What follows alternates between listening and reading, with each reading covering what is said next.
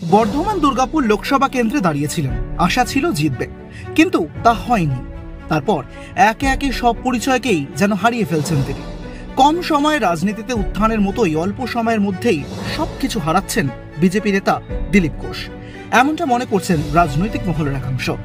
লোকসভা নির্বাচনের সর্বশেষ পরিচিতি সাংসদ তকমাও হারানোর পর দলের রাজ্য বা কেন্দ্রীয় নেতৃত্ব এখনো পর্যন্ত তার পরবর্তী দায়িত্ব সম্পর্কে কোনো কথা বলেননি।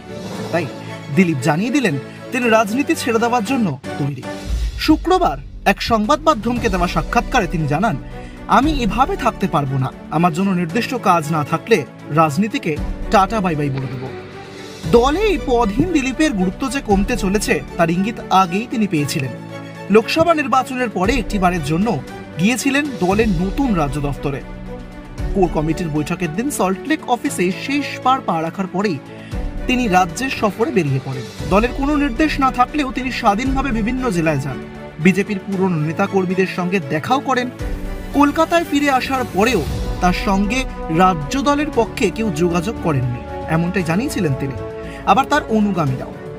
আর এদিন দিলীপ বলেছেন যে আমি অন্য কারোর মতন প্রাক্তন পরিচয় নিয়ে কাজ করতে পারবো না, যতক্ষণ দলে রয়েছি ততক্ষণ কাজ করে গেলেও একটা সময়ের পরে তো সিদ্ধান্ত নিতেই হবে। আরো কিছুদিন অপেক্ষা করব, দলের পক্ষে কিছু জানানো হয় কিনা তার অপেক্ষায় রয়েছে, তবে কাজ করে যাচ্ছি।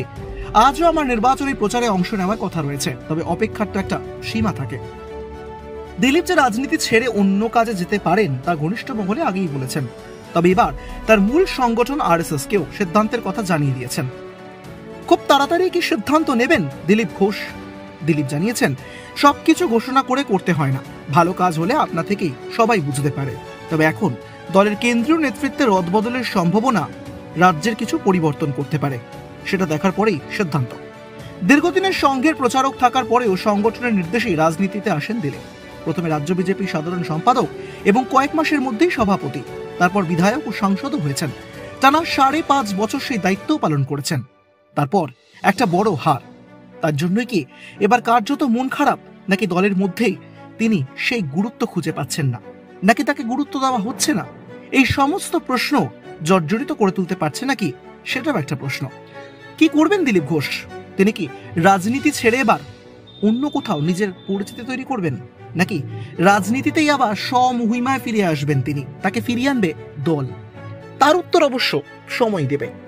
ব্যুরো রিপোর্ট, ক্যালকলিং টিভি, কলকাতা।